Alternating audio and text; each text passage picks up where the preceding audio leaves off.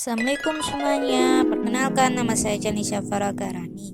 Di sini saya akan menjelaskan materi yang berjudul Landasan Kurikulum Pendidikan. Jangan lupa didengarkan ya dan disimak juga. Terima kasih. Materi yang akan dibahas yang pertama, pengertian kurikulum, dan yang kedua, landasan pengembangan kurikulum, dan yang ketiga, pengembangan kurikulum. Yuk kita lanjut. Memasuki materi yang pertama, pengertian kurikulum. Kurikulum berawal dari dunia olahraga, yakni curir atau pelari dan curir tempat berpacu. Pengertian tersebut dapat diartikan sebagai jarak yang harus ditempuh oleh seorang pelari mulai dari start sampai finish untuk memperoleh medali penghargaan. Yang kedua, dalam dunia pendidikan itu artinya juga berbeda. Dalam dunia pendidikan itu diaplikasikan sebagai sejumlah mata pelajaran atau subjek yang harus ditempuh siswa dari awal sampai akhir program pelajaran untuk memperoleh penghargaan dalam bentuk ijazah. Pengertian kurikulum juga ada menurut undang-undang. Dalam Undang-Undang Nomor 20 Tahun 2003 tentang Sistem Pendidikan Nasional atau SPN dan digunakan dalam Peraturan Pemerintah Nomor 19 Tahun 2005 dirumuskan bahwa kurikulum adalah seperangkat rencana dan pengaturan mengenai tujuan, materi atau isi atau bahan pelajaran, serta metode cara yang digunakan sebagai pedoman penyelenggaraan kegiatan pembelajaran untuk mencapai tujuan pendidikan. Dari yang kedua, landasan pengembangan kurikulum. Yang pertama, landasan filosofis. Mengandung arti bahwa pendidikan senantiasa berhubungan dengan manusia, baik sebagai subjek, sebagai objek, maupun sebagai pengelola. Dengan demikian, pendidikan senantiasa berintikan interaksi antar manusia. Yang kedua, landasan psikologis. Landasan ini didasarkan pada prinsip bahwa perkembangan seseorang dipengaruhi oleh lingkungan dan kematangan. Nah, lingkungan yang dimaksud dapat berasal dari proses pendidikan. Yang ketiga, landasan sosiologis. Landasan ini didasari bahwa pendidikan adalah proses budaya untuk meningkatkan harkat dan martabat manusia. Pendidikan adalah proses sosialisasi melalui interaksi insani menuju manusia yang berbudaya. Yang keempat, landasan ilmu, pengetahuan, dan teknologi atau disingkat IPTEK. Sebagai akibat dari kemajuan ilmu pengetahuan dan teknologi yang pada hakikatnya adalah hasil kebudayaan manusia, maka kehidupan manusia semakin luas, semakin meningkat sehingga tuntutan hidup pun semakin tinggi.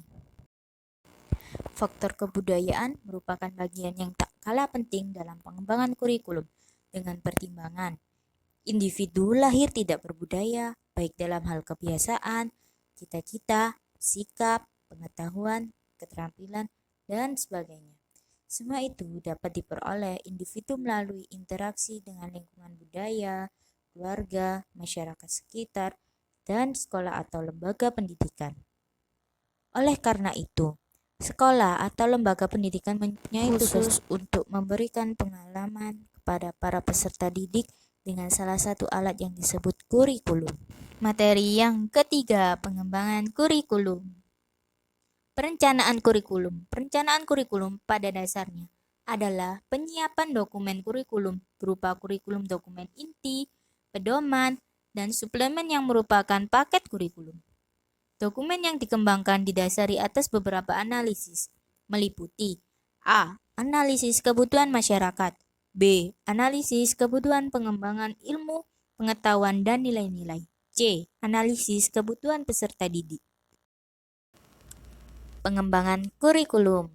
Pengembangan kurikulum tidak dapat lepas dari berbagai aspek yang mempengaruhinya, seperti cara berpikir, sistem nilai yaitu moral, keagamaan, politik, budaya, dan sosial. Proses pengembangan, kebutuhan peserta didik, kebutuhan masyarakat, maupun arah program pendidikan. Pengembangan kurikulum adalah proses perencanaan dan penyusunan kurikulum oleh pengembang kurikulum dan kegiatan yang dilakukan agar kurikulum yang dihasilkan dapat menjadi bahan ajar dan acuan yang digunakan untuk mencapai tujuan pendidikan secara nasional. Komponen tujuan. Tujuan berkaitan dengan arah atau hasil yang diharapkan. Dalam skala mikro, tujuan kurikulum berkaitan dengan misi dan visi sekolah, serta tujuan yang lebih sempit seperti tujuan setiap mata pelajaran dan tujuan proses pembelajaran. Tujuan dalam kurikulum dapat diklasifikasikan ke dalam 4 tujuan yang hierarkis sebagai berikut.